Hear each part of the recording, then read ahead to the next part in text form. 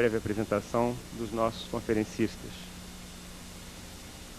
Aqui ao meu lado direito, professor Gaetano Vêneto, catedrático de Direito do Trabalho,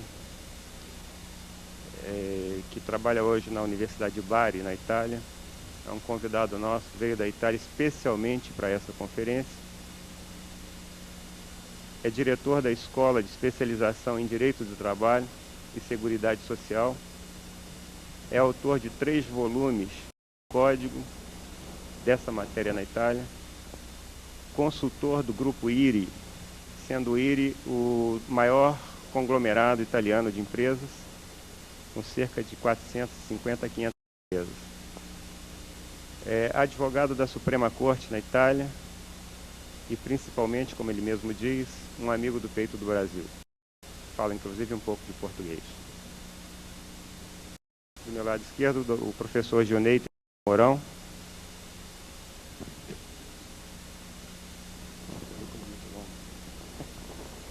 Eu vou fazer um resumo, porque o currículo do professor Gionei é muito longo, mas é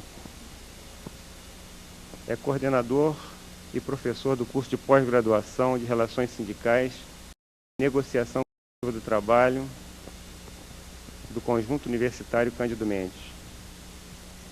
É professor da disciplina de Sindicalismo e Negociação Coletiva do curso de pós-graduação de Recursos Humanos da Pontifícia Universidade Católica do Rio de Janeiro.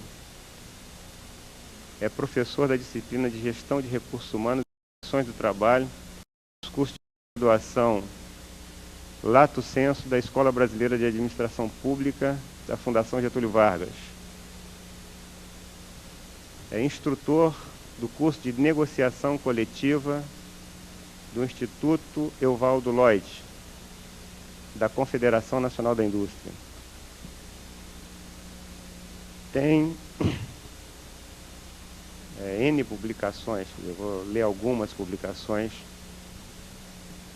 de autoria do professor Gionei Mourão Teixeira. Relações trabalhistas no Brasil. Da dívida por parte das empresas e universidades. Alguns aspectos críticos das relações trabalhistas na atualidade brasileira.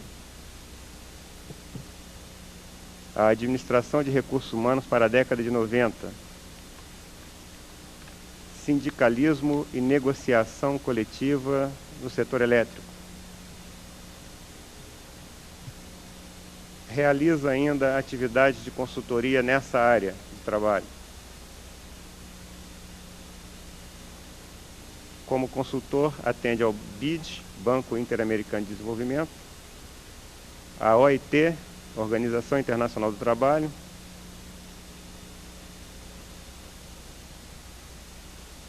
e é consultor na área de recursos humanos e relações do trabalho em várias empresas. Tem uma longa experiência profissional. Foi durante anos o superintendente da área de recursos humanos da Petrobras. A meu nível pessoal, eu que conheço o Gionei há pelo menos uns 25 anos, é o especialista de relações industriais e de recursos humanos que eu conheço, talvez um dos mais importantes do Brasil, o que tem a maior experiência e que efetivamente nos pode brindar com uma belíssima conferência. E ainda, nosso companheiro Antônio Carlos Batista, membro da Direção Nacional Executiva da Força Sindical, vice-presidente da Federação dos Trabalhadores Metalúrgicos do Estado do Rio de Janeiro e ex-subsecretário de Trabalho do Estado do Rio de Janeiro. Eu, então, com uma mesa super qualificada, eu tenho a honra de passar a palavra ao nosso professor Gaetano Vêneto, que fará a primeira apresentação a vocês. A razão do convite que eu fiz ao professor Vêneto para estar aqui conosco tem uma razão histórica. O momento sindical que nós vivemos hoje toda essa aparente confusão, é uma parte do nosso desenvolvimento, entre as relações, dizer assim, do capital e trabalho, teve mais ou menos há 15, 20 anos atrás uma experiência semelhante na Itália. A Itália vivia há 20 anos a confusão ou a aparente confusão que nós vivemos hoje. Sobre isso, o professor Veneto poderá nos prestar um testemunho, nos dar um testemunho de como essa coisa ocorreu na Itália e como evoluiu a relação capital-trabalho na Itália. Eu passo, portanto, a palavra ao professor Gaetano Veneto.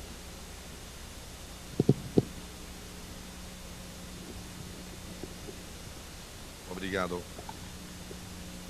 Primeiramente, está um problema por me. Estão quatro possibilidades. Que falo português é uma, creio pode ser uma desgraça, uma fortuna por todo o mundo.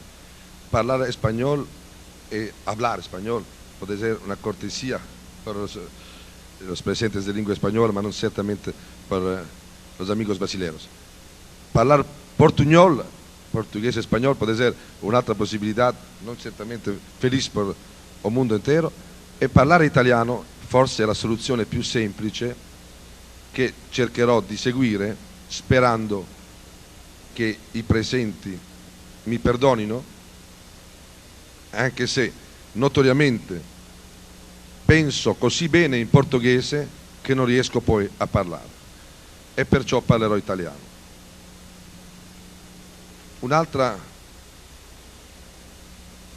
forma di scusa è che parlerò in piedi, senza creare però obbligazioni per los otros palestinistas. Parlerò in piedi perché a questa ora è pericoloso per me e per i presenti. È possibile che il sonno, il riposo sia più importante che sentire me. Perciò parlo in piedi, così io, almeno io, sarò sveglio, non so poi i presenti.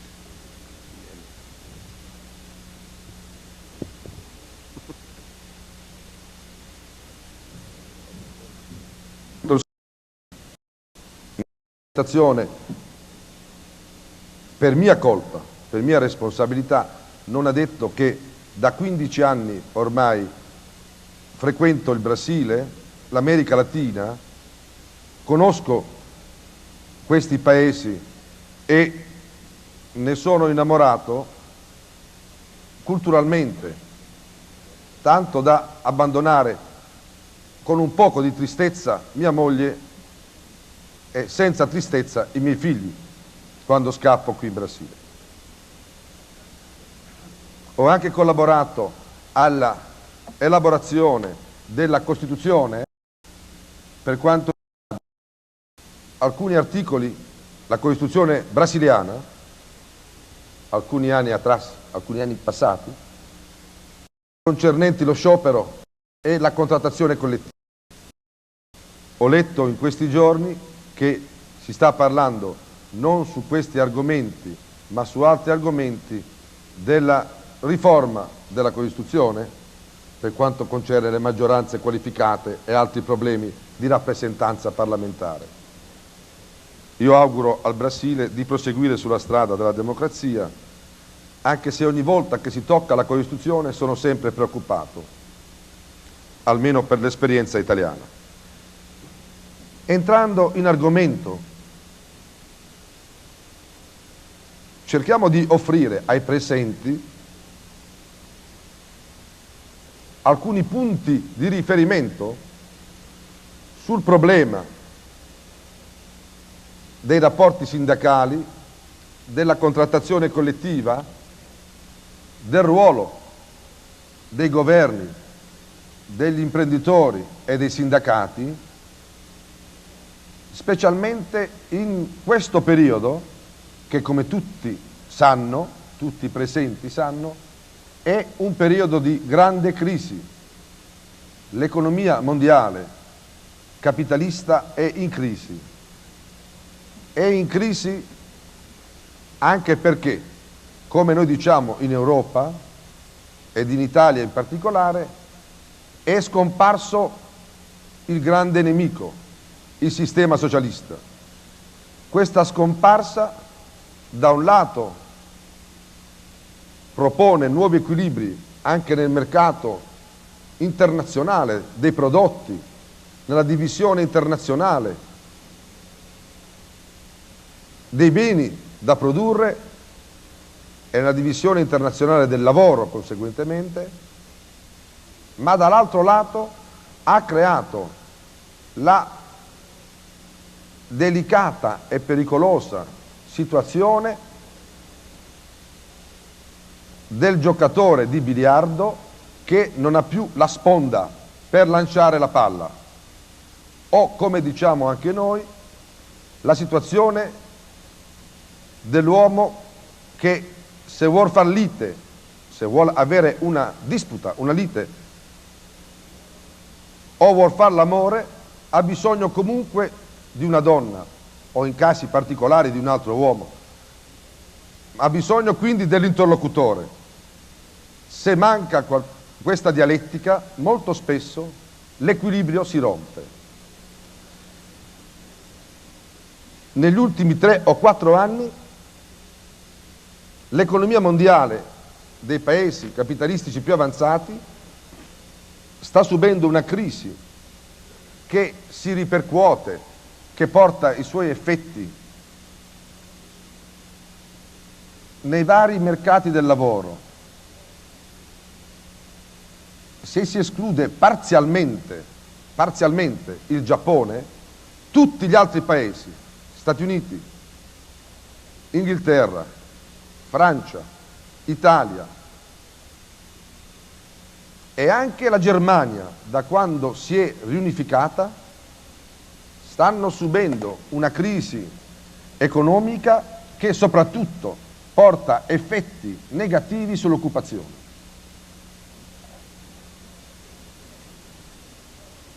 È quindi un problema mondiale. Certamente la disoccupazione negli Stati Uniti non è quella europea, ma comunque anche negli Stati Uniti il problema si sente. In Italia, per esempio, abbiamo un tasso, una percentuale di disoccupati più alta del Brasile. Eppure in Brasile i dati ufficiali che ho letto l'altro giorno, segunda-feira, di questa settimana, sono dati di quasi 8 milioni di disoccupati, circa il 10% della forza lavoro globale.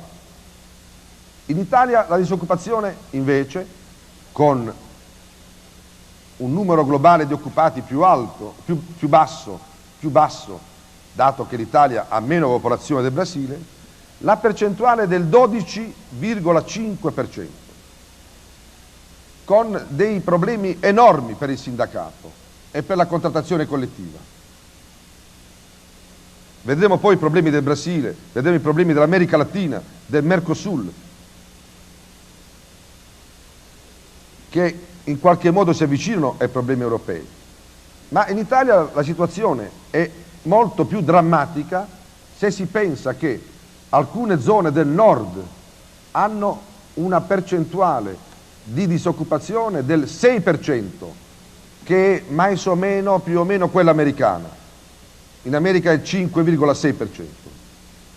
Mentre ci sono delle zone del sud, come la mia regione, la mia terra, dove la disoccupazione è del 18% e in alcune città del 20-23%.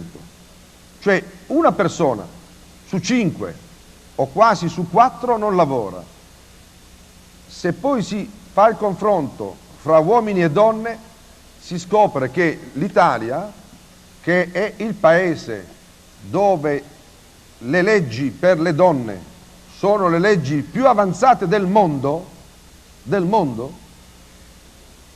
e infatti mia moglie ne approfitta molto in casa con me, invece sul mercato del lavoro effettivo le donne sono completamente emarginate.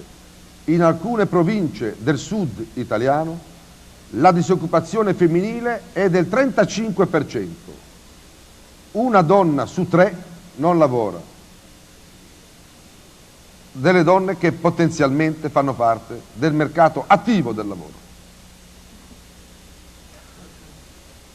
Ma anche la Francia non ride, anche la Germania, vi ho detto, in questo periodo sta avendo una crisi di disempleo, di disoccupazione, di espulsione dal mercato.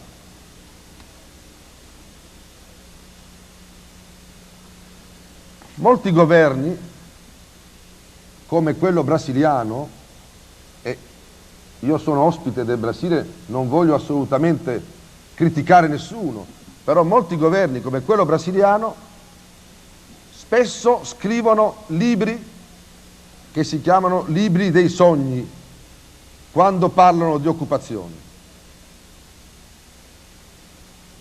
È un po' come la notte di San Silvestro, il 31 dicembre, voi sapete che tutti fanno delle grandi promesse e dei giuramenti. Io per esempio ogni 31 dicembre prometto di dimagrire, diventare più magro e di non fumare più, ma regolarmente continuo a essere robusto, per dire una parola simpatica, ma più esattamente grasso, e continuo a fumare. Così mia figlia dice che sono grasso, brutto e fumatore. Ed è una figlia molto sincera. Così il governo Itamar Franco ha promesso, esattamente nel febbraio scorso, nel febbraio 92, con una dichiarazione ufficiale, che avrebbe offerto 4 milioni di posti di lavoro ai brasiliani. Il dato ufficiale di ieri del Ministero del Lavoro è di 371.000 posti. Complimenti per la precisione, 71.000, 71, non 370. E quindi anche in questo paese, come purtroppo nel nostro, le promesse dei pubblici poteri sono come quelle di Gaetano Veneto la notte di San Silvestro: dimagrire e non fumare. Ma ci sono delle ragioni che portano i vari governi a non mantenere le promesse. E quindi, come vedremo subito, ci sono delle ragioni che portano le politiche degli imprenditori e dei sindacati a cambiare nella contrattazione collettiva in questi ultimi anni. La prima ragione è che, diversamente che negli anni 70, la crisi economica e finanziaria dei vari governi non è crisi congiunturale come quella legata allo shock petrolifero, alla crisi petrolifera, ma è una crisi strutturale. È una crisi da cui è difficile vedere l'uscita. Si pensi agli Stati Uniti. Gli Stati Uniti da un anno dicono di essere in ripresa, ma non riescono ancora a riprendere con la velocità degli anni 70, il rooseveltiano. È una ripresa lenta, quella americana, ed è una ripresa spesso sulla pelle di altri paesi, con gli equilibri internazionali offerti dal dollaro. Per fare una parentesi, non è un caso che questo paese, il Brasile, viva costantemente con l'inflazione. Si è abituato a convivere con l'inflazione, ma l'inflazione altro non è che in questo paese e in altri che il gioco della valuta internazionale, l'equilibrio che il dollaro impone ai mercati internazionali. Allora c'è una crisi strutturale e questa crisi non permette più ai governi di intervenire in nessuna zona dei paesi sviluppati, ma anche in paesi come quelli dell'America Latina, con politiche di finanziamento per l'occupazione. Se ne sta accorgendo in questi giorni il governo brasiliano. Cioè il cambiamento è che oggi, rispetto a 15-20 anni addietro, non si può fare una politica di finanziamento perché il denaro non c'è.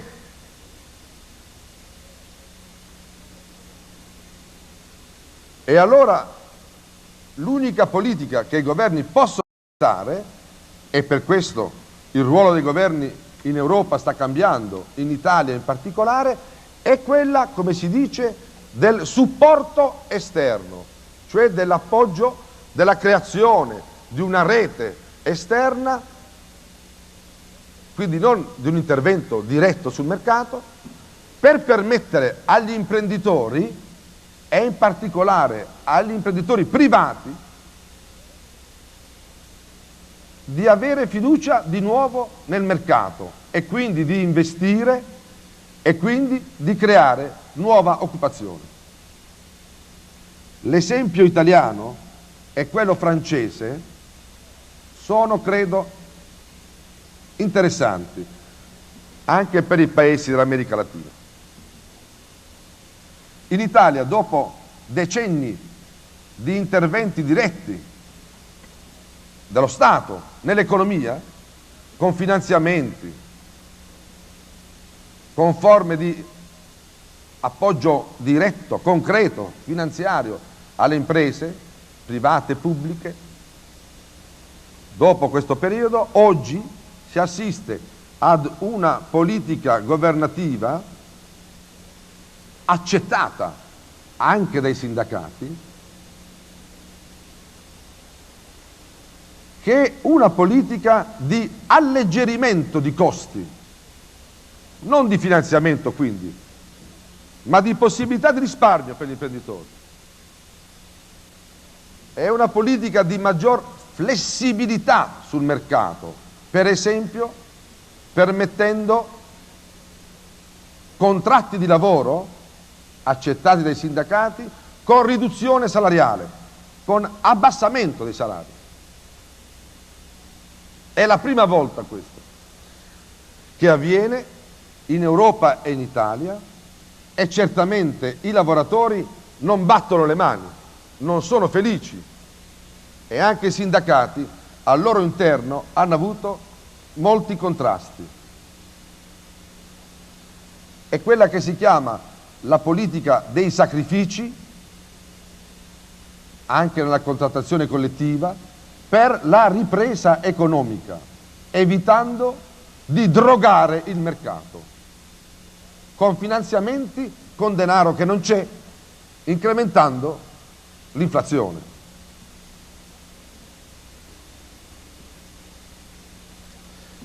Un altro elemento importante che va considerato nelle politiche economiche dei governi e di riflesso nelle politiche degli imprenditori e dei sindacati nella contrattazione collettiva è quello della diversificazione degli investimenti. Per esempio, in Italia si è scoperto ormai da anni, anche per merito di una politica severa di controllo della corruzione, anche per merito di questo, ma si è scoperto che non ha senso, è inutile, è dannoso, è sbagliato finanziare soltanto opere pubbliche e edilizia pubblica o anche privata in enorme quantità senza un progetto, perché questo tipo di investimenti sono, come si dice in Brasile, di curto braccio, cioè con uno sguardo a breve termine, non offrendo occupazione sul medio o lungo periodo. Servono soltanto a far respirare un momento, senza dare lo spazio a un programma più generale di investimenti coordinati che interessino anche le opere pubbliche, ma non le opere pubbliche faraoniche o l'edilizia privata abitativa, delle abitazioni dei privati, selvaggiamente sviluppata nel nostro paese. ma ci sono ragioni strutturali che cambiano profondamente il ruolo dei governi, dei sindacati e degli imprenditori e che cambiano completamente la disciplina dei rapporti di lavoro in tutto il mondo. La prima ragione, l'avete sentita senz'altro in altre tavole rotonde, in altre palestre, in altri seminari, è quella della trasformazione dei modi di produzione. Tecnologie nuove, automazione, stanno cambiando il rapporto fra capitale investito e forza lavoro occupata. Sta cambiando il rapporto che gli economisti del lavoro chiamano rapporto fra investimenti capital saving e labor saving. Il primo che serve a incrementare l'indice del capitale investito rispetto ai lavoratori, il secondo a rovescio, che aumenta i lavoratori rispetto ai capitali. Insieme a questa riduzione della forza lavoro dovuta alle tecnologie, all'automazione, ai computers, c'è anche nei paesi capitalistici più avanzati un grande desiderio di nuova qualità della vita, new life quality. Cioè si vuole lavorare di meno, si vuole vivere meglio, ci si vuole divertire di più. E forse non è molto sbagliato, visto che, salvo sorprese, si vive una sola volta.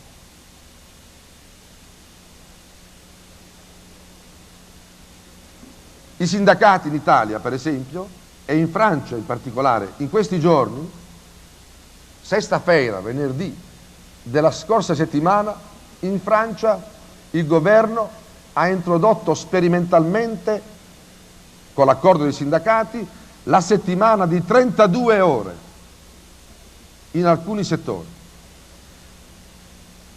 È una risposta parziale ai problemi dell'occupazione. Questo cambia profondamente i contenuti dei contratti di lavoro, anche perché il governo francese non ha ancora detto chiaramente ai lavoratori che devono guadagnare di meno. Anche in Italia un sindacato, il sindacato cattolico, la CISL, propone una formula: lavorare tutti, lavorare di meno. Però poi dice a bassa voce guadagnare di meno. Lo dice molto a bassa voce per evitare le pietre dei lavoratori, per evitare le proteste dei lavoratori.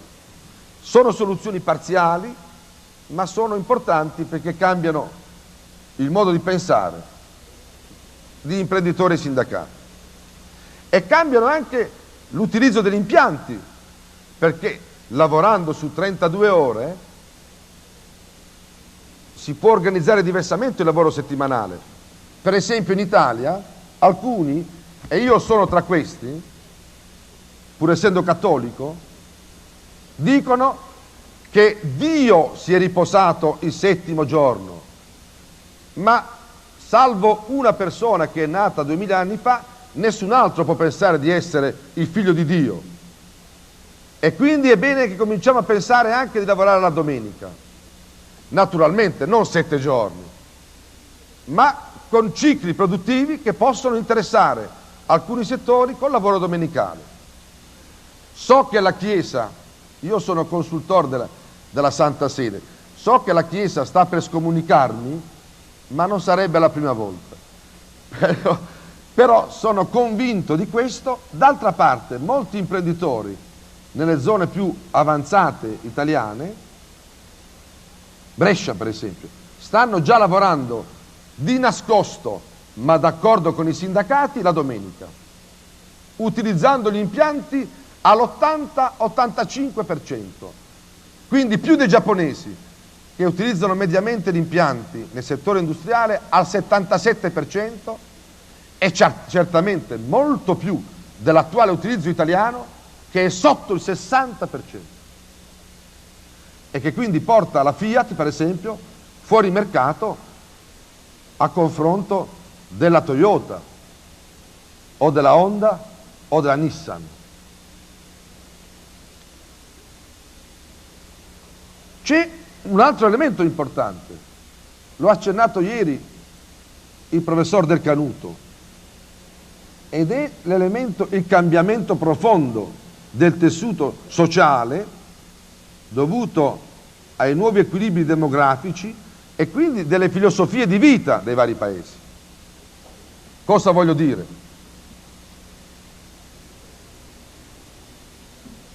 Una politica demografica non controllata, non soltanto nelle nascite, ma nelle grandi migrazioni, nei grandi spostamenti di milioni di uomini, cambia gli equilibri dei mercati produttivi e del mercato del lavoro.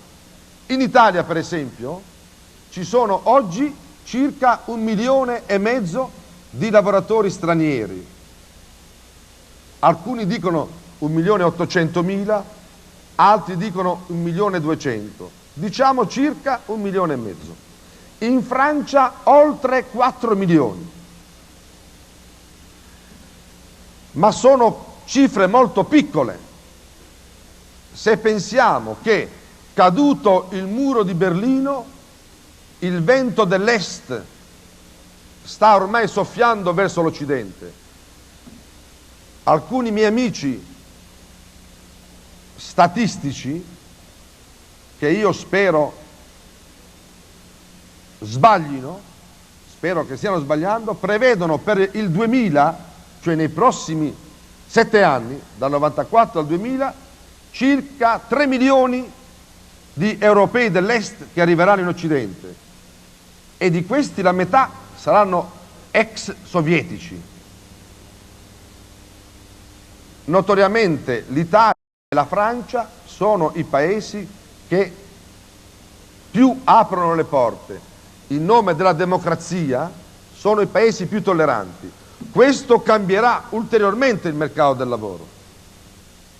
Questi problemi, sotto altro aspetto, possono interessare l'America Latina se pensate alle grandi migrazioni, spostamenti da Stato federale a Stato in Brasile, per esempio, o fra Stato e Stato, fra Argentina e Cile, o fra Uruguay e Paraguay, o ancora fra Venezuela e Colombia, in prospettiva, in relazione agli investimenti di capitali e alle possibilità di lavoro. Credo che sia una grande scommessa per il Mercosur, per gli imprenditori, per i governi e per i sindacati, che dovrà giocarsi nei prossimi anni in America Latina.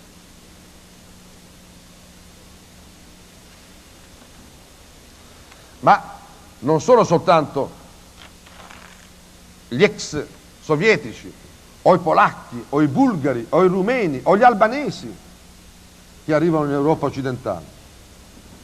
Dobbiamo anche attenderci gli africani, sempre di più, e quando finalmente i cinesi cominceranno a correre un po' di più nella storia, non soltanto nelle gare sportive, forse avremo alcune decine di milioni di uomini pronti a lavorare, modificando profondamente assetti sociali, colore della pelle, modo di pensare, costo del lavoro, modi di produzione.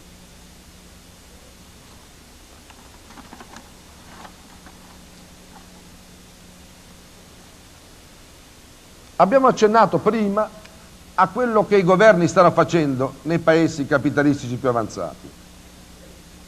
Sostanzialmente stanno cambiando gli scenari, cioè il quadro generale, eliminando una serie di vincoli, di ostacoli alle imprese, qualche volta facendo pagare dei prezzi ai lavoratori,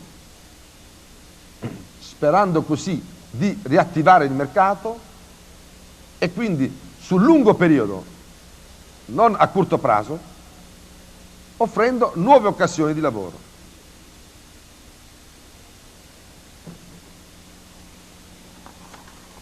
Che cosa stanno facendo le imprese? Poi vediamo cosa fanno i sindacati e la contrattazione. Finisco tra poco perché il mio amico Newton Silva credo che stia chiamando la polizia per bloccare il mio discorso, ma finisco tra pochissimo. L'essenziale è che nessuno dorma. Se dormite è meglio andare a dormire in posti più comodi. Gli imprenditori stanno cambiando profondamente, anche questo ieri è stato accennato nella tavola rotonda con Umberto Del Canuto, la struttura delle imprese nei paesi capitalistici evoluti. Le cosiddette imprese rete, sostanzialmente facendo lavorare e produrre dove costa di meno il lavoro, conservando solo il cervello pensante al centro, cioè la politica promozionale, l'immagine, la politica finanziaria, ma la politica finanziaria della holding, non quella operativa, e la scelta e l'orientamento dei mercati, il marketing strategico. Tutto il resto è devoluto, mandato in giro. La Fiat costruisce sempre più auto in Polonia, oppure a Melfi, che è una specie di zona povera del nostro paese, usata come colonia sostanzialmente, con i soldi pubblici ancora purtroppo. Alla Fiat non fa paura, ma ormai non fa paura neanche più a Clinton, che al momento non dà fastidio, salvo a cambiare idea a Clinton all'improvviso. La Fiat costruisce in Sud America, la Fiat costruirà senz'altro anche a Taiwan e in Corea, in concorrenza con la Hyundai, che già costruisce lì. È l'unico modo per vendere Fiat a prezzo della Hyundai. Benetton, che produce magliette, casual, conjuntos, combinati per bambini, donne e anche uomini, per tutti, fa abbigliamento per tutti. Benetton produce in tutto il mondo e in particolare in Italia produce ormai soltanto al sud, in condizioni cioè di pagamento inferiore, di maggiori garanzie per i lavoratori, utilizzando anche quella politica del governo che prima dicevo di maggiore liberalità per le imprese. Che cosa tocca fare ai sindacati allora? Vediamo in concreto. E che cosa sta succedendo nella contrattazione collettiva? È chiaro che il ruolo dei sindacati è un ruolo difficile, però è un ruolo, noi diciamo, studiosi, più stimolante, più esaltante. È una grande scommessa. I sindacati l'hanno capito abbastanza in Inghilterra, in Francia abbastanza, lo stanno capendo sulla loro pelle in Italia. Si tratta di passare dalla contrattazione del benessere alla contrattazione della crisi, per un rilancio di un nuovo benessere, che non è più un benessere corporativo.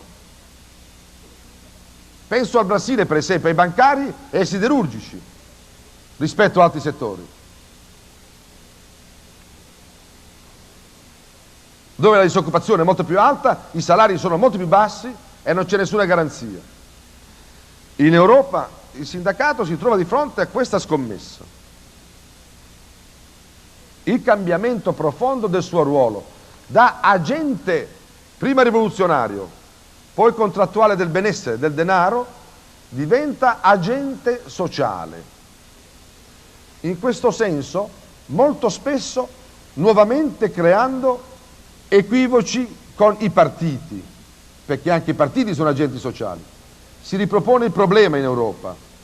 Ovviamente il sindacato può giocare un suo ruolo attraverso lo strumento contrattuale del consenso, che è uno strumento diverso dal consenso politico, quello del voto alle elezioni politiche.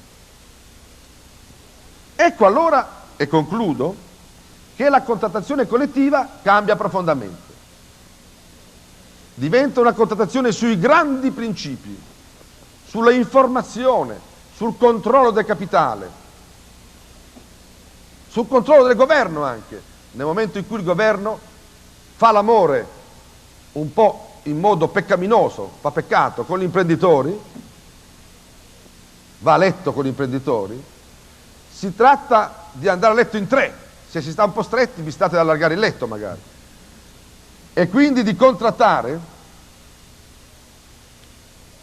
orari di lavoro più che salario, modi di lavorare, forme di investimento nei vari paesi e all'estero, per cui il sindacato diventa un operatore del microsistema economico ma anche del macrosistema economico, altrimenti è facile contrattare il benessere alla Fiat di Torino mentre a Melfi si lavora male, o soprattutto a Belo Horizonte o a Buenos Aires la Fiat con stipendi di fame prende lavoratori senza alcuna garanzia.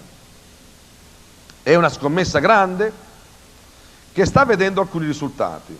Per esempio la riattivazione della OIT, l'Organizzazione Internazionale del Lavoro, ruoli nuovi nella contrattazione che vedono soprattutto impegnati gli operatori delle aziende. In questo senso, e ho finito veramente, quindi almeno questa volta mantengo la promessa, continuerò a fumare, continuerò a mangiare così sarò grasso, ma mantengo la promessa che finisco di parlare adesso, questa promessa la mantengo. Almeno questa volta, dicevo, si potrà avere la possibilità di operare attraverso la contrattazione collettiva per un processo che riporta il fattore lavoro attraverso un ruolo diverso degli amministratori. Non è un caso che in questo forum internazionale di amministrazione si parli di questi problemi. È chiaro che cambiano profondamente le politiche culturali dei gerentes, dei leader sindacali. Si tratta di fare una grande politica culturale che permette non di contrattare come si faceva un tempo a curto braccio il benessere, laddove c'è, o di superare la disperazione in altri casi, ma che permette invece di controllare i processi da una parte e dall'altra, a livello locale, a livello nazionale e internazionale. E torno a dire che il Mercosur per me è estremamente importante, e questi processi si possono controllare con una cultura del lavoro diversa, che permetta, attraverso i leader delle aziende, gli amministratori o dei sindacati, che permetta a tutti di essere potenzialmente leader, conoscendo i processi produttivi, controllandoli e intervenendo, in modo che nel mondo del lavoro possa venire fuori quel sole che in questi giorni Rio de Janeiro sta negando a me, che pure sono tanto innamorato. Grazie.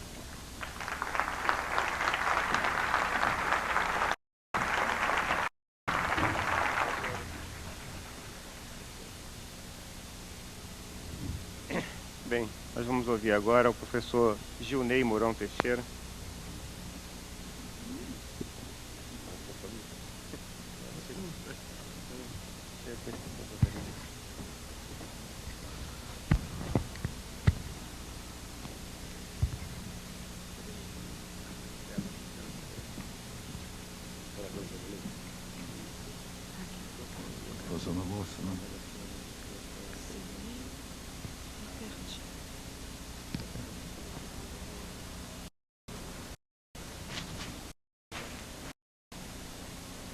Muito bem, o professor Venator deu uma visão ampla e ao mesmo tempo profunda da crise reinante no mundo e das suas implicações para a contratação coletiva.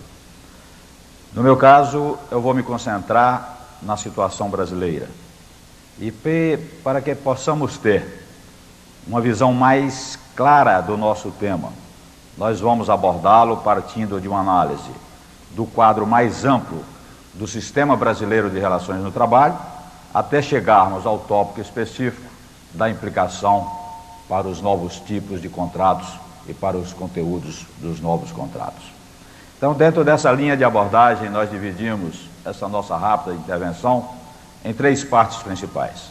Em primeiro lugar, nós vamos tratar rapidamente da atualidade do sistema brasileiro de relações de trabalho, e principalmente de suas implicações para a contratação coletiva no Brasil.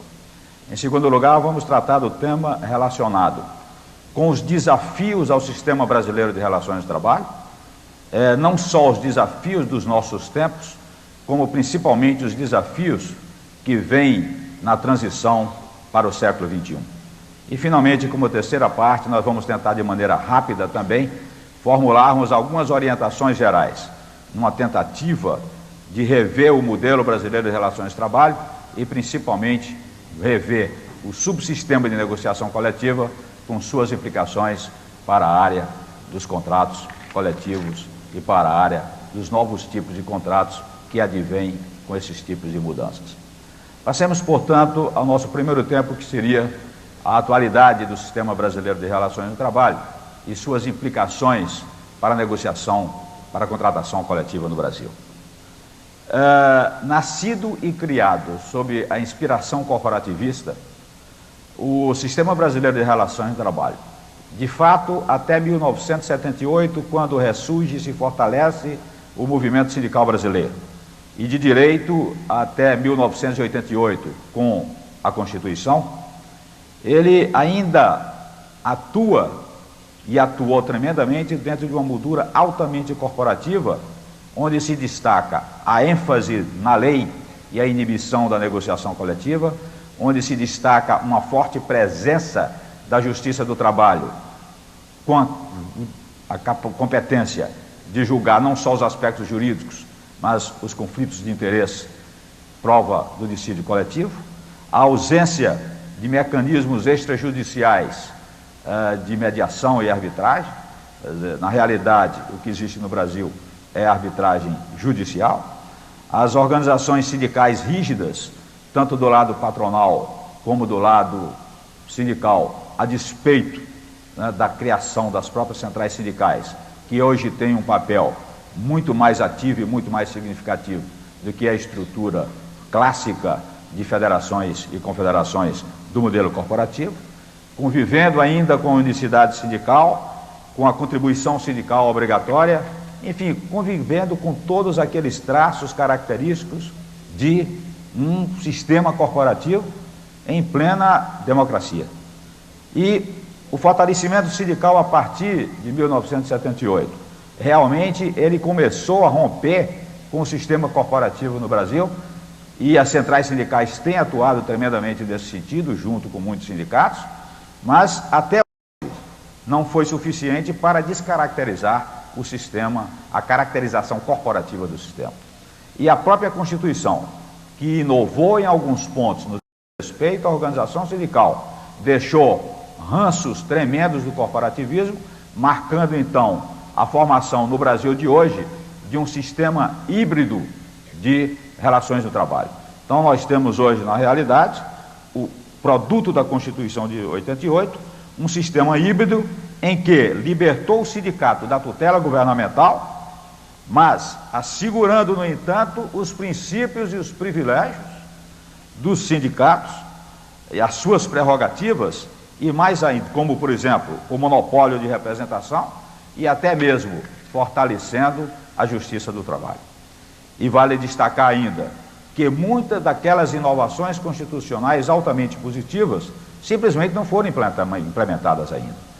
Então, sendo a negociação do trabalho, ou seja, a contratação coletiva, um subsistema do sistema brasileiro de relações de trabalho, ela foi e é altamente influenciada pelas características do sistema corporativo e pelo atual sistema híbrido, não só pela pouca margem deixada à negociação, pela permanência do dissídio coletivo, o que é um contrassenso num sistema de negociação mais livre, e, finalmente, a partir daí, gera no sistema de negociação uma série de atitudes e pressupostos dos autores inadequados a uma negociação eficaz.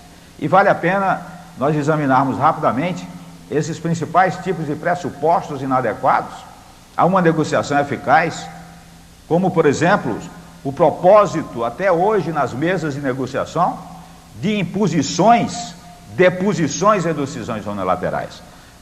O objetivo de dominação é de um lado e a abdicação de outro. a discussão de posições preconceituosas e não de uma abordagem de solução de um problema comum que está na mesa. O propósito de obtenção do máximo pela cessão do mínimo e não numa relação ganha-ganha. O pressuposto do conflito patológico, quer dizer, como se o conflito fosse patológico e não algo normal, inerente ao relação capital-trabalho. A falta de comprometimento com itens negociados. Se assina um acordo partindo do pressuposto que você não vai cumprir. O jogo do esconde-esconde em detrimento da democratização das informações na negociação, em detrimento da transparência das informações. O uso de astúcia e de artimanhas ainda na negociação, a improvisação caracterizada pela falta de planejamento e, finalmente, ainda reinante nas mesas de negociação do Brasil, as ameaças de consequências adversas. Enfim, um pressuposto de síntese de todos estes seria, e que o que prevalece ainda hoje, a convicção de que, para uma parte ganhar, a outra tem que necessariamente perder. Isto, diante deste quadro, a despeito da evolução quantitativa da negociação coletiva no Brasil nos últimos anos, e principalmente a despeito de uma certa evolução qualitativa da negociação coletiva, o quadro geral da negociação coletiva no Brasil é ainda pobre em relação ao perfil do clausulado negociado. Ainda prepondera, essencialmente, as cláusulas econômicas e as cláusulas mais nobres ainda têm baixa frequência na negociação coletiva no Brasil. Então, apresentado esse quadro da negociação coletiva do trabalho no Brasil e dos seus contratos resultantes, nós vamos passar à nossa segunda parte, que diz respeito aos desafios ao sistema brasileiro de relações de trabalho, não só na nossa atualidade, como na transição para o século XXI. O mundo inteiro, como bem afirmou o professor Véneto, passa por transformações que afetam todas as instituições, independentemente de sua natureza, independentemente de sua missão. E é do conhecimento geral, não só o ritmo acelerado, como a quantidade e a diversidade de tais mudanças, com implicações para a área das relações de trabalho. E são mudanças de toda ordem, são mudanças econômicas, são mudanças sociais, são mudanças tecnológicas, são mudanças políticas, são mudanças de valores, que exigem das instituições respostas, e mais do que respostas, exigem antecipações às necessidades das ambiências e às instituições, para atenderem à satisfação das necessidades das ambiências.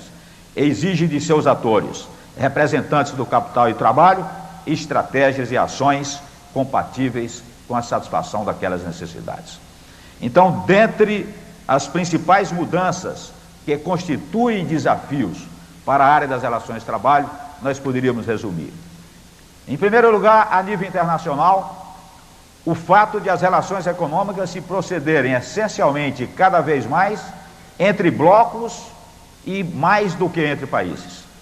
E os novos blocos, além da Comunidade Econômica Europeia, começam a surgir e tenderão a surgir ainda mais, como o NAFTA e como o Bloco da Ásia Oriental, organizando-se ao redor do Japão, e entre nós o Mercosul, com implicações profundas para as nossas áreas de relações de trabalho, no que diz respeito à futura livre circulação de trabalhadores, no que diz respeito à previdência social, no que diz respeito à necessidade de uma carta social, enfim, uma série de implicações profundas e que precisam estar presentes nas nossos estudos sobre relações de trabalho no Brasil.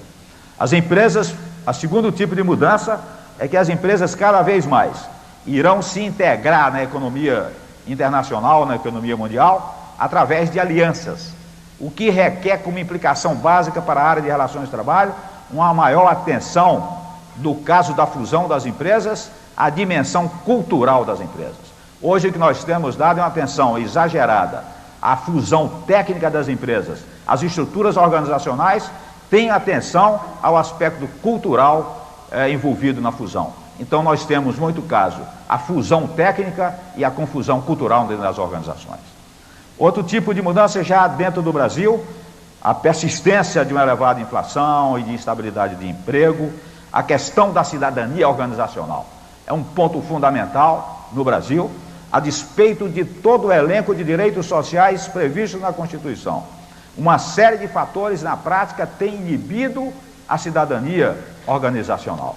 E são exemplos desses fatores: o baixo nível de educação dos empregados brasileiros, os baixos salários pagos em algumas categorias, em algumas regiões, o desemprego e o subemprego, o número de empregados sem carteira de trabalho assinada, à margem da cidadania, estilos e práticas autoritárias, resquício ainda do autoritarismo em algumas empresas, levando à abordagem policialesca da supervisão e do controle de empregados. A falta de transparência nas comunicações e, pior ainda, no mais das vezes, a falta total de comunicações. A falta de oportunidade de participação do empregado nas decisões que afetam a sua própria vida funcional. A falta de mecanismos internos para a solução de conflitos, o que representa, no Brasil, a exteriorização da resolução dos conflitos e não entre as partes. Uma outra mudança fundamental que constitui um desafio para as relações de trabalho, que foi muito bem salientado pelo professor Veneto, é o impacto das inovações tecnológicas. E, em primeiro lugar, surge o desemprego tecnológico, que constitui hoje um problema a nível mundial. O mundo inteiro vive o drama do desemprego tecnológico. E, em segundo lugar, é preciso considerar que a inovação tecnológica não só gera desemprego, ela gera a criação de novos empregos. E gera criação de novos empregos com conteúdos funcionais diferentes que normalmente exigem novas qualificações e maiores habilidades dos empregados. Tanto o desemprego tecnológico como principalmente a criação de novos empregos tem implicações profundas para a área das relações de trabalho. E entre nós, salvo raras exceções, estas negociações, não há na realidade negociações voltadas para o impacto da inovação tecnologia no que diz respeito aos recursos humanos. São raros os exemplos que poderiam ser citados. E há a considerar ainda, e este é um grande problema e um grande desafio para as relações do trabalho, principalmente para as políticas de trabalho no Brasil, que é uma grande dificuldade a ser enfrentada na reconversão dos empregados para assumirem cargos de maior qualificação decorrentes da inovação tecnológica. É o problema do baixo nível de educação dos operários brasileiros. Estatísticas recentes indicam que 2/3 dos trabalhadores na indústria brasileira não têm o primeiro grau. E destes 2/3, metade não completou a 4ª série. Então isso dificultará tremendamente a reconversão de operários para cargos novos criados com condições de qualificações mais exigentes. A outra tipo de mudança é a permanência de uma negociação conflituosa, como eu já reparei, pouco profissional e realizada, na maioria dos casos, apenas a nível de grandes categorias, patronais e profissionais, com pouca consideração à realidade das empresas e muitas vezes com pouca consideração até mesmo à realidade do setor econômico. E este problema é agravado pela possibilidade de recurso ainda a uma arbitragem judicial, que é o dissídio coletivo, com poderes ilimitados, poderes esses não conferidos pelas partes. O sindicato, nenhum dos dois sindicatos, patronal ou profissional, ou empresa empregado, não conferiu esses direitos à justiça, e a justiça tem poderes ilimitados para arbitrar. E é uma negociação baseada no princípio da exclusão. E a negociação que se baseia no princípio da exclusão é aquela negociação em que exclui uma parte, em que uma parte, para ganhar, a outra tem que necessariamente perder. Um outro tipo de mudança que tem impacto nas relações de trabalho é o surgimento de um novo tipo de empregado. E nós precisamos refletir muito sobre essa nova geração de empregados que começa a surgir. Novas tecnologias e principalmente novas formas de organização requerem um novo tipo de trabalhador, cujas ferramentas fundamentais são o conhecimento, a criatividade e aptidões para polivalência e multifuncionalidade. É o trabalhador da sociedade do conhecimento, e suas ferramentas deixam de ser simples ferramentas mecânicas para serem ferramentas mentais. E esse tipo de empregado tem implicações para os sindicatos e para as empresas. Para as empresas, porque eles passam a exigir maior participação, eles passam a questionar os estilos autoritários e as prerrogativas gerenciais nas empresas. E para os sindicatos também, eles questionam muitas vezes as próprias estratégias e as próprias ações sindicais quanto à sua representatividade. Um outro ponto, e esse é fundamental e a última mudança a ser explorada, é o imperativo da competitividade. Esta ênfase na competitividade é um condicionante fundamental para as relações no trabalho. E nos nossos tempos, nos nossos dias, gente, a competitividade deixou de ser apenas um atributo daqueles que precisavam ser melhores. Hoje a competitividade é, na realidade, uma condição fundamental, não simplesmente para ser melhor, mas para sobreviver.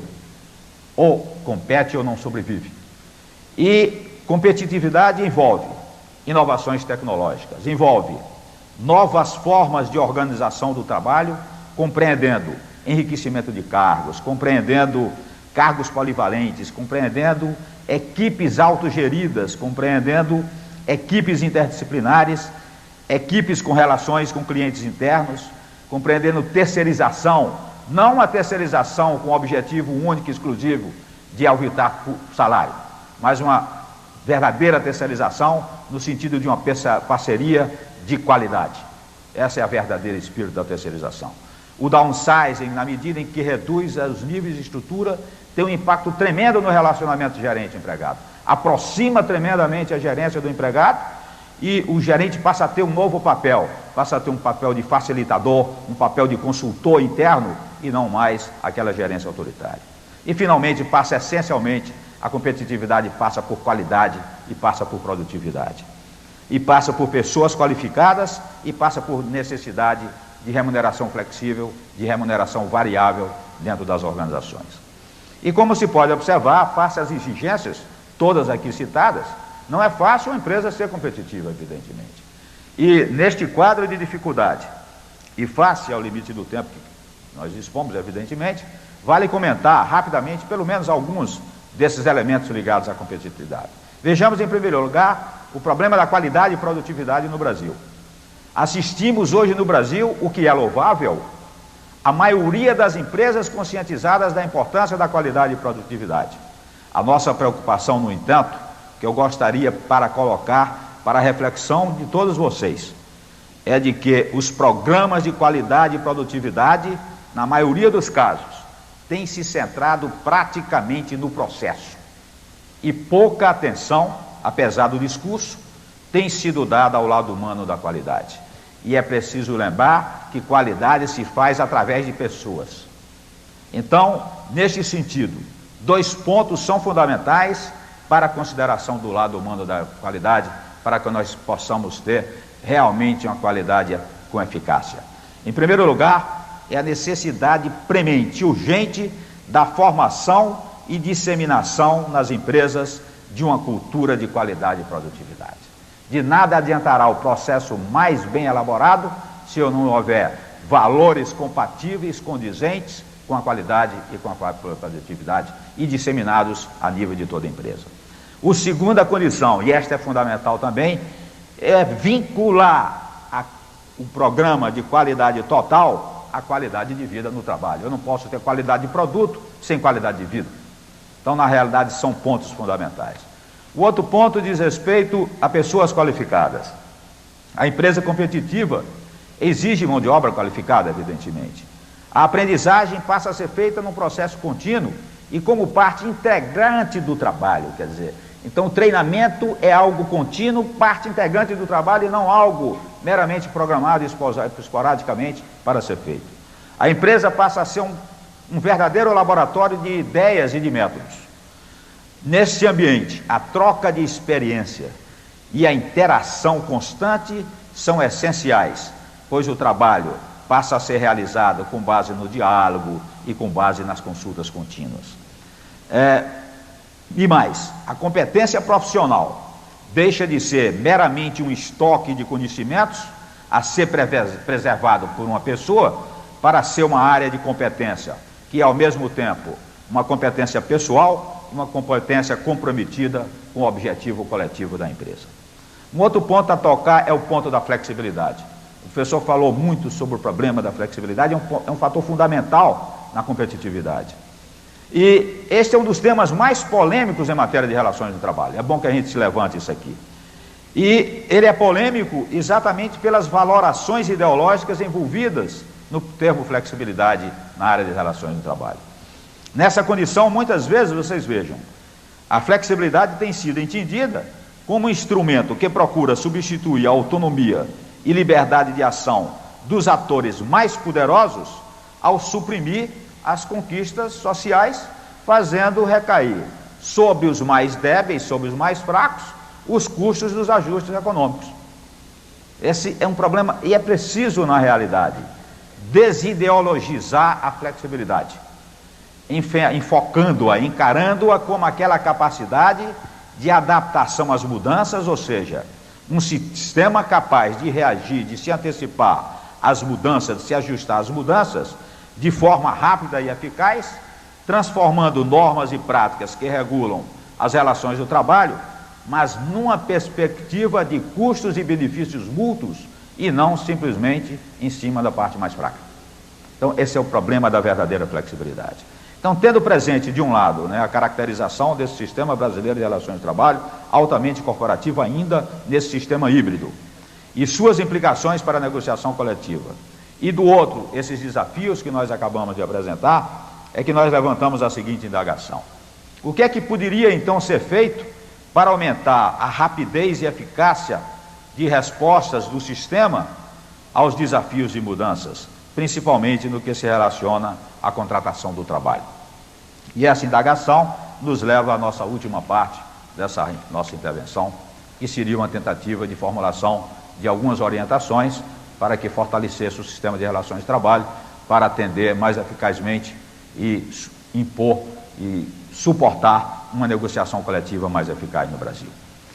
A referência a modelo, quando nós dizemos aqui, não se relaciona com normas rígidas ou procedimentos de caráter normativo.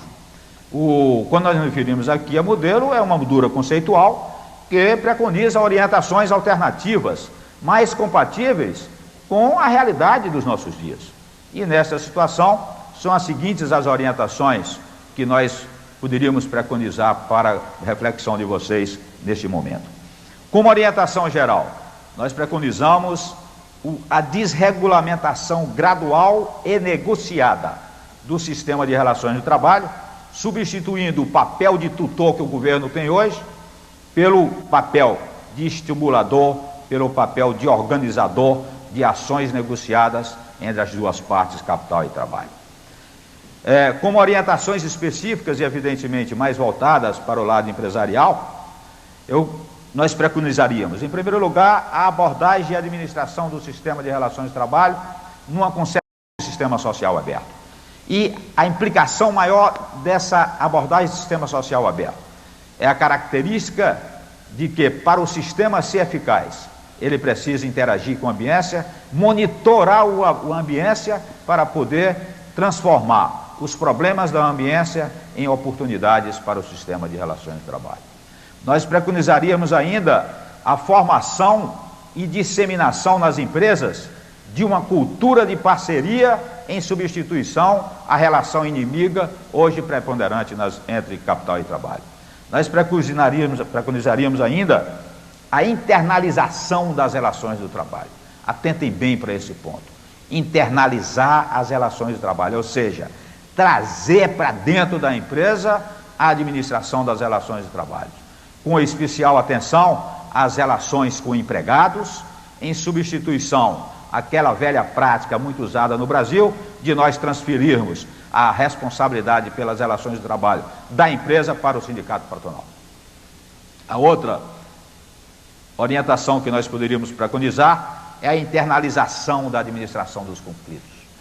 Quer dizer, criando no âmbito das empresas mecanismos de prevenção e resolução de conflito.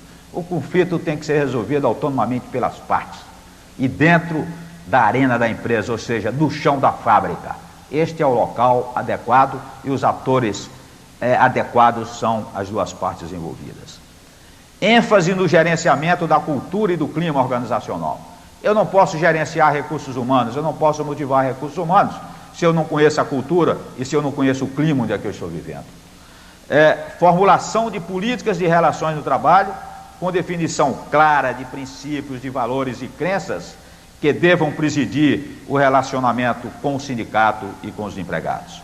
Formulação e implementação de programas de capacitação gerencial, enfatizando uma cultura geral relevante, que é a cultura contextual, enfatizando a dimensão sociotécnica do trabalho e não simplesmente a parte técnica, e enfatizando ainda a importância da participação dos empregados, a importância da negociação e a importância do diálogo no dia a dia. Outra orientação seria a vinculação dos programas de qualidade total à qualidade de vida no trabalho, incluindo nesta qualidade de vida no trabalho a condição de cidadania organizacional. Não confundir qualidade de vida no trabalho meramente com condição física de trabalho. É essencialmente qualidade de vida no trabalho, além de condições de trabalho, além de condições de oportunidade, além de crescimento do ser humano, tem que passar necessariamente pela condição da cidadania organizacional. Ainda, como orientação, nós preconizaríamos a destailorização da administração de recursos humanos. Este é um ponto fundamental.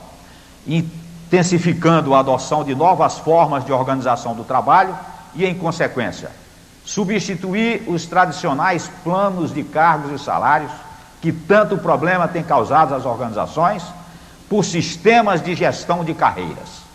Essa é a hora, gente, de nós enfatizarmos carreiras que ampliem as oportunidades de crescimento dos empregados e que liberem seu potencial e que liberem a sua criatividade. Implementar programas de remuneração variável, considerando não só a dimensão grupal, como a dimensão individual na contribuição para os resultados da empresa. Abordar o treinamento como um processo contínuo e integrante, como eu já disse, do próprio trabalho. Enfatizar a eficácia humana, que significa resultados e não meramente eficiência humana. E dar maior atenção à relação empregado-família. Substituir os pressupostos e ações tendentes ao confronto, que é o que tem vigorado prevalentemente, substituir por pressupostos e ações tendentes à parceria, por pressupostos e ações tendentes à integração social do empregado na empresa. E, finalmente, a ênfase na personalização da administração de recursos humanos. Eu não posso administrar pessoal de forma impessoal, e é o que, felizmente, a tailorização da administração de recursos humanos tem levado. É preciso ainda novas, e finalmente, para entrar no tema direto do problema de contratação coletiva, seria novas atitudes e práticas em relação à negociação no Brasil. Em primeiro lugar, a substituição da negociação por exclusão pela negociação baseada na inclusão. Ou seja, sair de uma negociação adversária para uma negociação de benefícios, de perspectiva de benefícios mútuos. E nessa perspectiva, a negociação passa a ser concebida e praticada como uma tomada conjunta de decisões, relacionadas com a satisfação das necessidades e interesses das partes envolvidas, no que diz respeito às condições e relações no trabalho, processada, portanto, numa perspectiva de ganhos e compromissos mútuos. É preciso ter ganho mútuo e compromisso mútuo. Não pode a empresa somente ser a única que tem compromisso na contratação coletiva. E os sindicatos têm consciência disso e aceitam. O problema é começar realmente a se negociar na base de compromissos mútuos. E nessa concepção, essa negociação envolve uma crença no benefício mútuo, ela envolve confiança mútua, ela envolve transparência de informações, uso intensivo de informações éticas, criação de opções, leques de alternativas, busca do convencimento em substituição à submissão. Não se pode mais raciocinar em negociação na base de submeter ninguém a alguma coisa. O poder hoje, o verdadeiro poder da negociação, é o poder da informação que convença. A abordagem da solução de problema em substituição à negociação de posições preconceituosas, a renúncia às artimanhas e aos truques e aos blefes, a consideração do aspecto humano da negociação, eu não negocio com computador, não negocio com pessoas. A comportamento, o comprometimento com o compromisso negociado e, finalmente, a negociação como um processo contínuo. Portanto, gente, ao lado desse novo modelo de negociação, o imperativo da competitividade levará à intensificação da adoção nas empresas brasileiras de novas formas de organização do trabalho, já comentadas anteriormente, em que o trabalho passa a ser realizado com base no diálogo, com base em consultas contínuas, situação em que são essenciais a interação constante, a troca de experiências e a tomada conjunta de decisões. Tudo é consultado e negociado com os empregados desse novo tipo de formas de organização. O relacionamento gerente-empregado é mais na base de consultoria, mais na base do papel de facilitador, mais na base de um parceiro. E nesse ambiente, a tendência é de solução direta, não só dos problemas de produção, como também das divergências entre empregados e empresa. E esse ambiente, aliado ao modelo de negociação por nós preconizado, traz como implicação básica para esse nosso tema a intensificação da negociação direta empresa-empregado na arena, no chão da fábrica. E esta condição básica da própria competitividade, que essa intensificação da negociação direta empresa-empregado, vai levar a novos tipos de contratos no âmbito interno da empresa, dentre os quais nós poderíamos discutir e apontar os contratos com comissões de trabalhadores, os contratos, principalmente os chamados contrato de desempenho. E este tipo de contrato terá como conteúdo central os objetivos quantitativos e qualitativos a serem atingidos pelo grupo em geral e pelas pessoas em particular, bem como os programas de recompensas intrínsecos e extrínsecas, a remuneração participativa, as oportunidades de carreira, o reconhecimento pelo atingimento de resultados. A prevalência dessa negociação direta poderá levar o sindicato para o âmbito mais amplo da negociação. Não significa perda de força para o sindicato. Desloca o âmbito da negociação, ele pode ser deslocado para uma negociação de âmbito mais amplo, pela impossibilidade prática do sindicato poder acompanhar diversos contratos em milhares de empresas e pela dificuldade em conhecer plenamente o detalhamento técnico e a especificidade de cada negociação. Então, no âmbito mais amplo da negociação, o sindicato teria uma importância significativa, relevante, na negociação dos princípios gerais relacionados com política econômica, com geração de empregos, com política de rendas, com modernização tecnológica, com seguridade social, com política de formação de mão de obra, com política de saúde ocupacional, com condições de cidadania e várias outras questões relevantes. E como consequência, os sindicatos tratariam dos temas que afetam toda a economia ou um setor econômico especificamente, e os grupos de empregados, ou até mesmo individualmente, acertariam os problemas internos com seus empregadores. Finalizando, desejo ressaltar que isso não implica no afastamento do sindicato da empresa. Ele pode, inclusive, e vai, possivelmente, com a eficiência que ele tem, articular, através de seus representantes, essas negociações internas. Deve até mesmo, a meu ver, adotar uma estratégia de reforçar a sua representação de base nas empresas brasileiras, que o sindicalismo brasileiro, pela própria inspiração corporativa, é fraco nas bases, na sua representatividade. E está aí a Constituição de 88 até hoje, sem regulamentar o problema do representante, dos empregados, dos representantes na empresa. E esta é, portanto, a nossa contribuição para os debates quanto à tipificação e conteúdo dos novos contratos. Muito obrigado.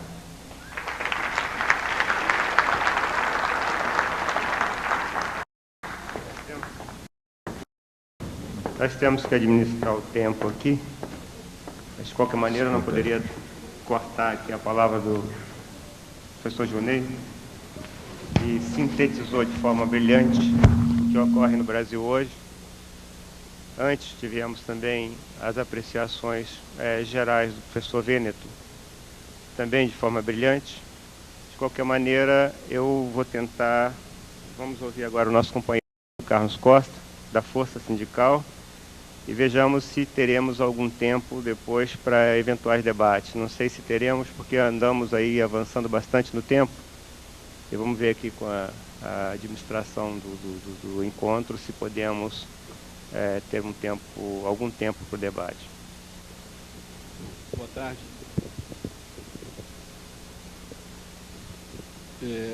Uma série de pontos que nós iríamos abordar, o professor Junei aqui já nos colocou. A questão que nós vamos tratar é a questão da contratação coletiva de trabalho. Um pouco da experiência que a Força Sindical vem nesse período, desde sua fundação, em janeiro de 1991.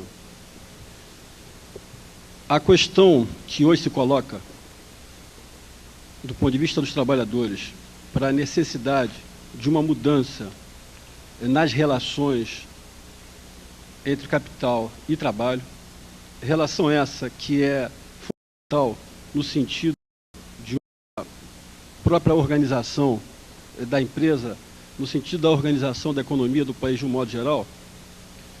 Nós vemos avançando nessa discussão e tomando um pouco por base a história das relações capital-trabalho em termos de Brasil.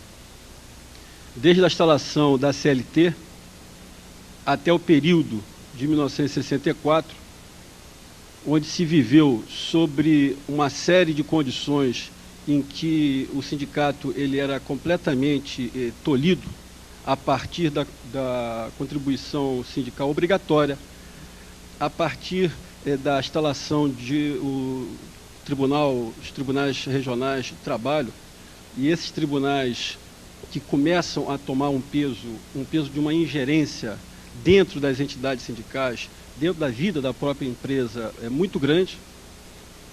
E esse período se inicia com a instalação da CLT e iria até 64. Um segundo período que a gente identifica é com relação ao período que vai de 1964 até 1975, que se caracteriza, em primeiro lugar, por uma forte repressão ao movimento operário, ao movimento de trabalhadores. Em segundo lugar, a questão do fim do Instituto da Estabilidade no Emprego e a questão do Fundo de Garantia. Foi quando foi criado o Fundo de Garantia por Tempo de Serviço, o que dava uma margem de manobra, de movimentação muito maior às empresas. E, em terceiro lugar, a questão dessa legislação passou a regular de forma centralizada todos os salários, ou seja, o governo estabelecia um índice e esse índice teria de ser seguido por todos os participantes. Então você tinha uma negociação que se fazia de forma completamente descentralizada, eram diversos sindicatos negociando, e você tinha um índice sobre o qual você não poderia fazer alterações, ou quando os fazia era de forma muito pequena. Nesse mesmo período, esses índices, dentro de toda a política do governo nesse período, serviam como para segurar a inflação, porque a política do governo era no sentido da luta anti-inflacionária. E esses índices, obviamente, que eram índices que sempre ficaram abaixo da inflação. Isso levou a um achatamento salarial. Os salários reais dos trabalhadores foram reduzidos nesse período. Teria um terceiro período,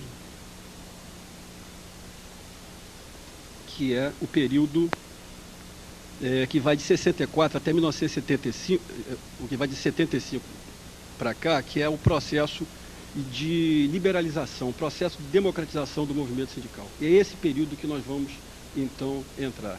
Nessa nova fase, onde o movimento sindical começa a atuar mais no interior das empresas, onde há uma participação cada vez mais acentuada das discussões desse sindicalismo, que ainda é um sindicalismo completamente atrelado, e começa a romper esses laços nesse momento, porque se por um lado ainda mantém legislações que não têm sido, na verdade, respeitadas, são legislações que o movimento sindical e a própria relação com as empresas têm avançado por cima dela.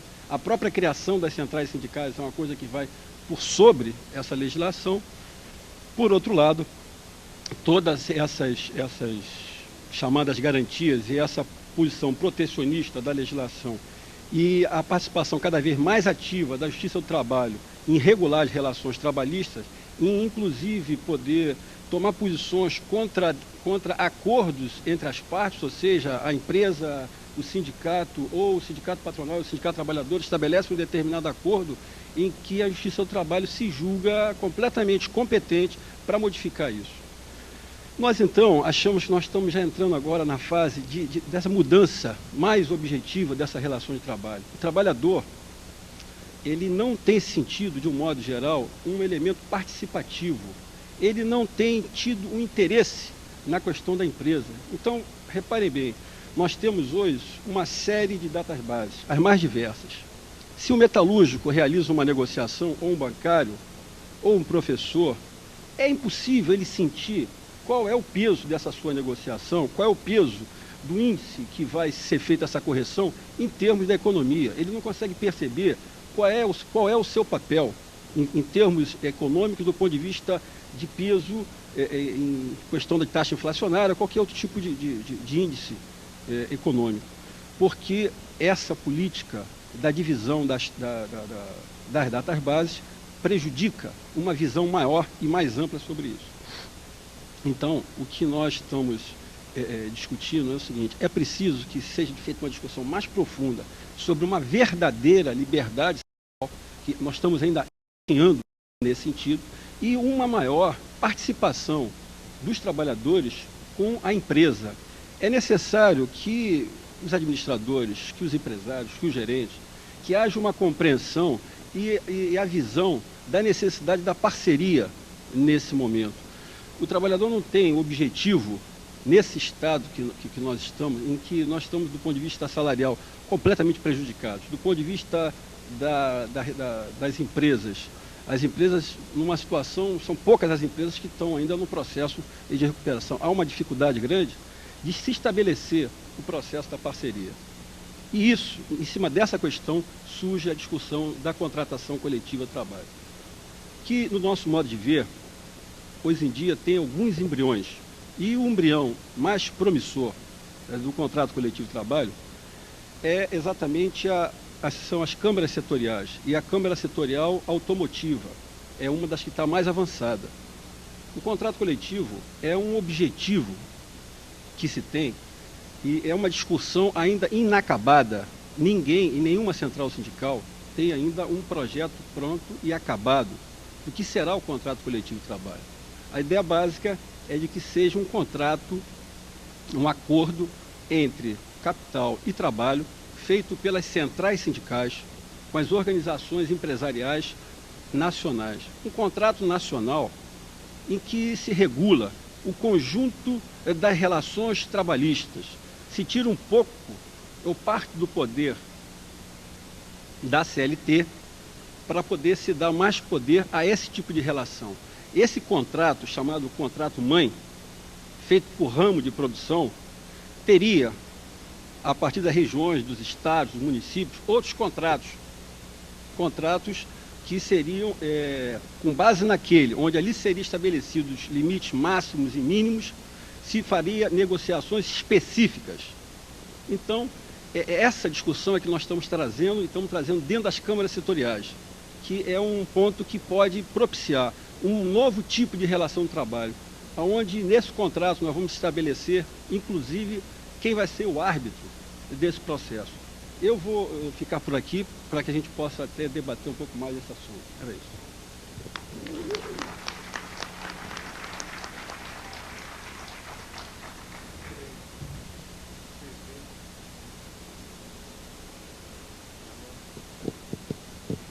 Alô? Vocês vejam como é difícil compatibilizar vamos dizer, as diversas tarefas do administrador, em especial esse em a gestão dos humanos. É preciso no que se refere aos sindicatos, aos diretores de sindicatos, que me parece que nós temos no Brasil hoje, segundo informações que eu tive recentemente, cerca de 200 mil diretores de sindicato. Eu não sei se esse número, não existem estatísticas confiáveis, mas dizem que está dessa ordem. Nós temos aí, do outro lado, quem negocia com o sindicato, os diretores de recursos humanos, gerentes, etc. Por outro lado, como foi abordado aqui, a questão tecnológica, que está modificando muito a nossa vida, quer dizer, a vida dos empregados, dos empregadores. O que se vê do lado do empregador, do empresário, é que muitas vezes ele está sendo superado em termos tecnológicos e não percebe isso. É um problema de capacitação gerencial aliado ao problema da capacitação tecnológica. Nós temos aí um problema gravíssimo, que é a questão da justiça do trabalho, ou muitas vezes se diz até que ela não existe, ou se existe, existe em estado muito precário, e o administrador tem que lidar com essas variáveis, principalmente o administrador de recursos humanos, e levar a empresa a bom termo.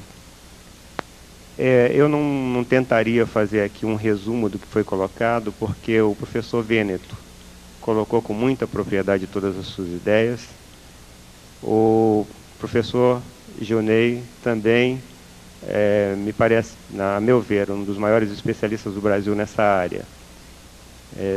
Se possível, nós teríamos que ficar aqui pelo menos mais umas 2 ou 3 horas para ouvi-los, em cima não só do seu conhecimento teórico da causa, mas principalmente pela experiência e pela vivência que ele tem disso.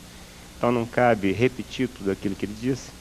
E também esse depoimento do Antônio Carlos Costa, que é um representante da Força Sindical. Eu então abro, por alguns minutos, aí do tempo que nos for permitido, o debate a questões ou a indagações que algum de vocês tenha, que possa ser dirigida a algum deles. Está em aberto aí, se alguém quiser fazer alguma indagação. Por favor. Tem um microfone. Tem um microfone aí, não sei.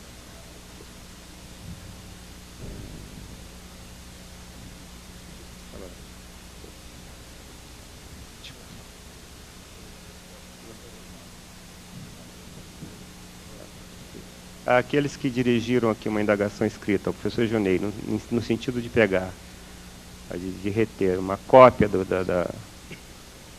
da palestra dele, ele não tem, foi feita de improviso aqui, mas ele tem alguma coisa escrita que resume mais ou menos o que ele disse, e ele deverá encaminhar depois, posteriormente. A Helena da Fiocruz, o professor Vêneto e depois o professor Gionei dessem um panorama da questão do regime jurídico e da estabilidade dos funcionários públicos brasileiros e as implicações desse sistema na problemática de implementação da qualidade da produtividade nas empresas e instituições públicas. Professor Vêneto.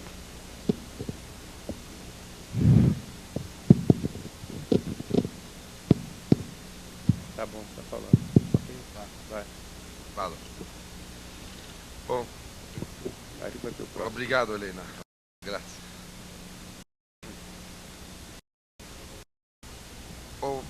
Il problema dei funzionari pubblici, dei pubblici dipendenti in Italia, in questo momento è particolarmente sentito.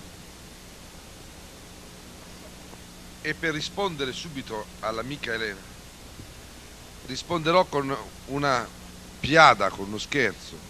I funzionari pubblici in Italia stanno scomparendo, per fortuna. Stiamo privatizzando i funzionari pubblici.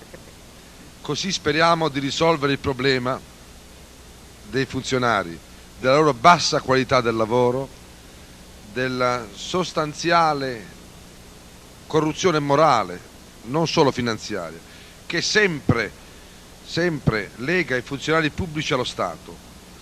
È noto che le democrazie rallentano il loro sviluppo per colpa anche dei funzionari pubblici.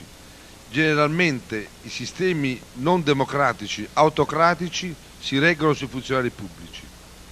L'esempio del fascismo in Italia è stato molto importante. e non voglio parlare del Brasile per di affetto al Brasile.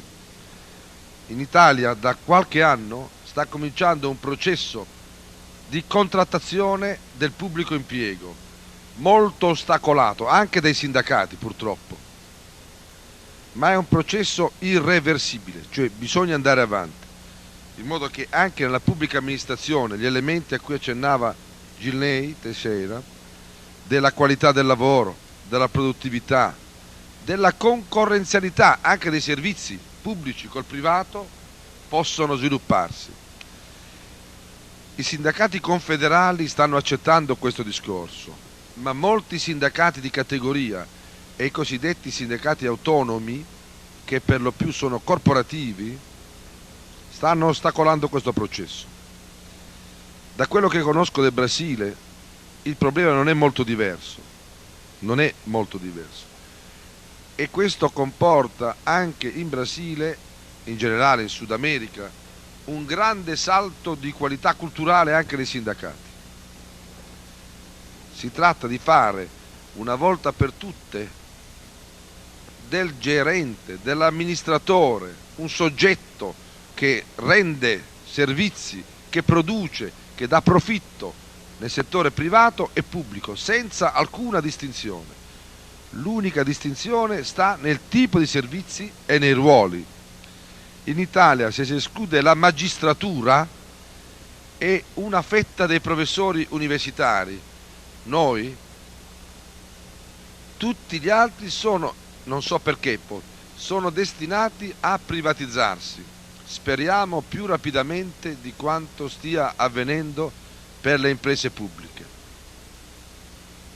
Questo tra parentesi, ma non tolgo più spazio, do la parola subito agli altri colleghi, gli altri palestrantes, mi permette di fare un'osservazione su un argomento che ho lasciato per ragioni di tempo e che non toccherò più, salvo avere altre occasioni di conoscerci e di vederci, ed è quello del grande equivoco in Brasile fra regime giuridico sostanzialmente corporativo dei sindacati, della giustizia del lavoro, che è un regime esattamente uguale a quello fascista italiano di 55 anni atrás.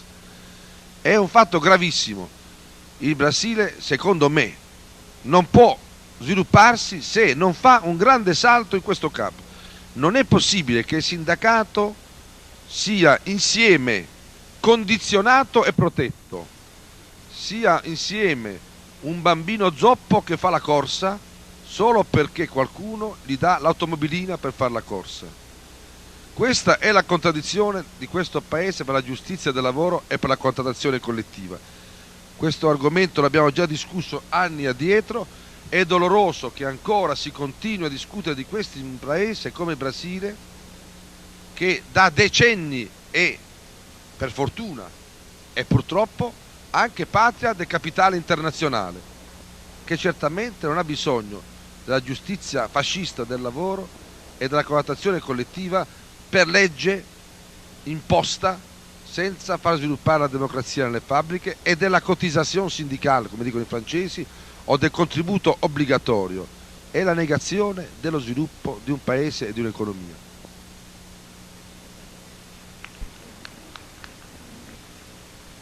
Bem, eu vou passar agora uma outra pergunta. A Helena tinha colocado para os dois, mas como o professor já deu uma abordagem bastante ampla, vou passar aqui uma outra pergunta que é feita ao professor Gilney.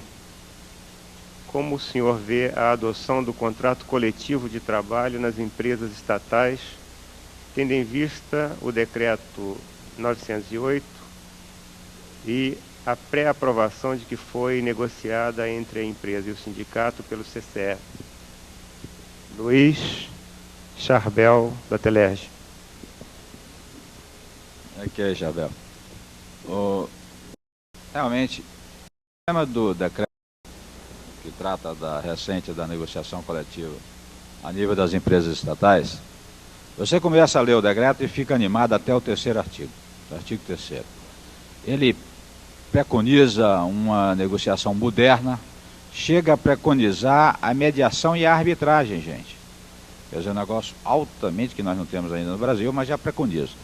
Do terceiro em diante, ele nega tudo aquilo que diz e tira toda a liberdade da estatal em negociar. Então, para que haja contrato coletivo a nível de empresa estatal, só tem uma solução. É um contrato de gestão em que realmente o governo cobre resultados, cobre efetivamente resultados, negocie metas quantitativas e qualitativas, mas que dê autonomia suficiente para que a empresa estatal possa, cumprindo as metas através da contribuição da produtividade das pessoas, que será objeto de negociação. Então, esse, a meu ver, seria a saída para viabilizar o contrato coletivo nas empresas estatais. É o contrato de gestão. Tem uma outra pergunta, dirigida ao professor Vêneto. Estou tentando aqui interpretar bem. Professor Vêneto, o senhor defende a tese de que deve-se trabalhar cada vez mais com isso... Dificuldade de entender. Deve-se trabalhar cada vez mais com isso. O nome da pessoa? Quem é que escreveu? Não sei. Pediria que o autor fizesse a pergunta aí no microfone. Não sei se... O autor dessa pergunta poderia fazê-la no microfone, lendo a pergunta, porque...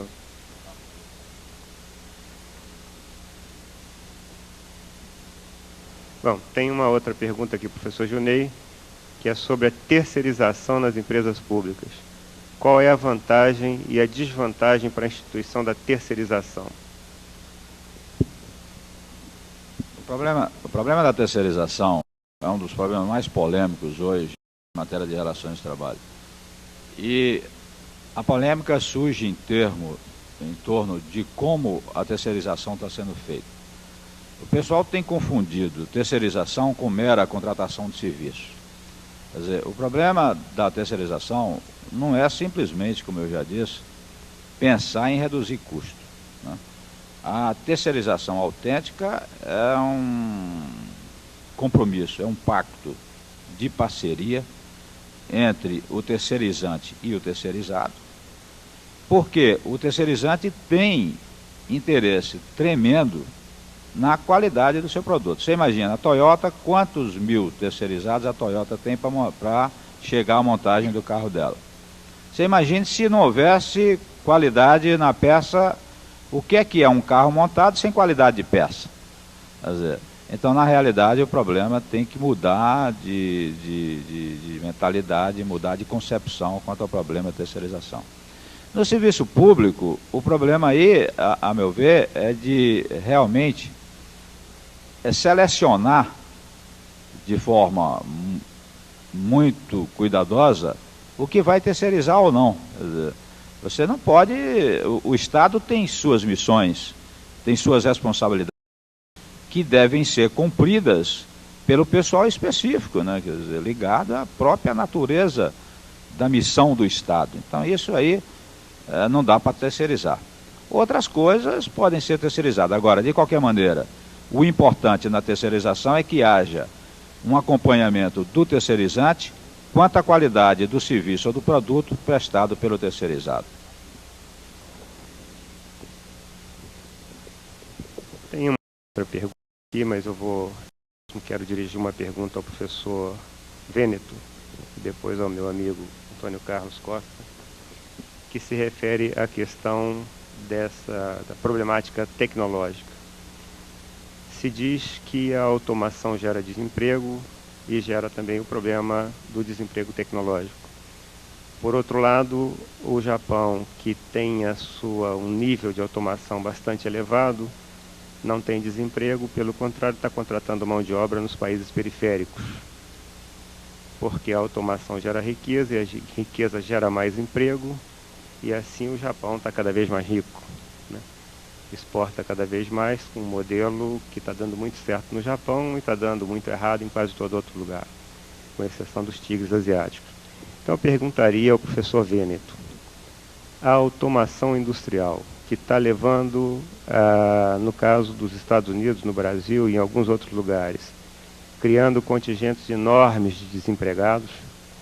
Como é que ele vê essa questão? Que no Japão isso não ocorre. O Japão continua exportando muito e gerando cada vez mais riqueza para os seus concidadãos.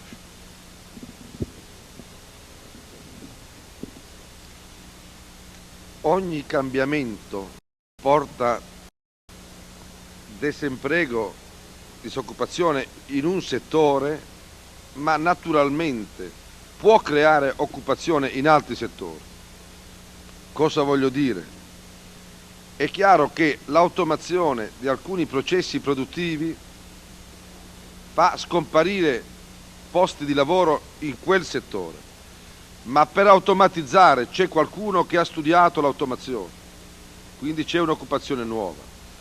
Non solo, ma quel tipo di disoccupazione è facilmente recuperabile quando c'è un mercato del lavoro pronto ad avere l'automazione, cioè un mercato del lavoro capace di gestire l'automazione. L'esempio del Giappone, a cui accennava il mio amico Lito Silva, è classico. Il Giappone può procedere con processi altamente automatizzati perché ha un mercato del lavoro che assorbe quell'automazione, perché è un mercato molto elastico, cioè dove è facile licenziare e rioccupare. Il settore protetto in Giappone del mercato del lavoro è molto limitato, soltanto il 30% circa dei lavoratori sono Toyota. Il Giappone ha fatto l'impresa rete molto prima di quando lo studiassero gli americani e ne parlasse il mio amico Umberto Del Canuto. Solo che ha fatto un'impresa rete espulsiva, non assorbente, cioè è una rete da cui scappano i pesci, non entrano i pesci. Solo il 30% dei lavoratori è protetto, il restante 70% è altamente non protetto e quindi c'è una grande possibilità di riutilizzo della forza lavoro sottoqualificata o qualificata con molta flessibilità. Il disemprego, la disoccupazione non è facilmente riassorbibile di fronte all'automazione quando vi sono due elementi: mancanza di cultura da un lato oppure troppa rigidità, troppa protezione per i lavoratori dall'altro. Allora, siccome a me non piace parlare di lavoratori non protetti, preferisco parlare di una cultura sociale o di una capacità di formazione, di trascinamento continuo di forza lavoro che permetta una grande mobilità occupazionale.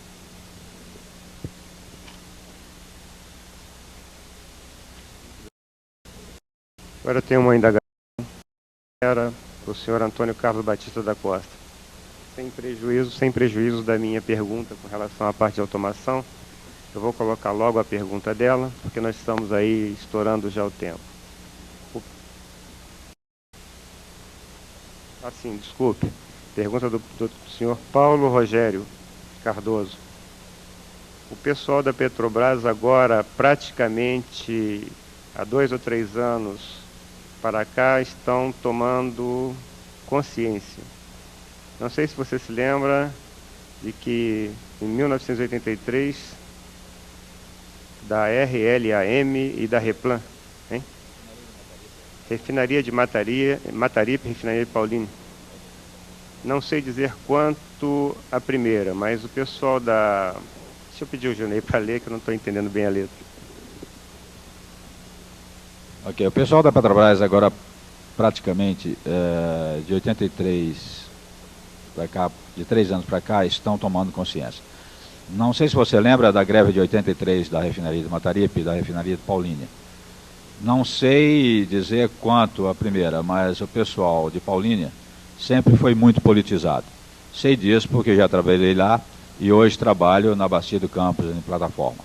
Hoje nós que trabalhamos embarcados, estamos tentando criar o nosso sindicato o sindicato não concorda em desmembrar o sindicato, o atual não concorda em desmembrar. O que você pode me dizer a respeito disso?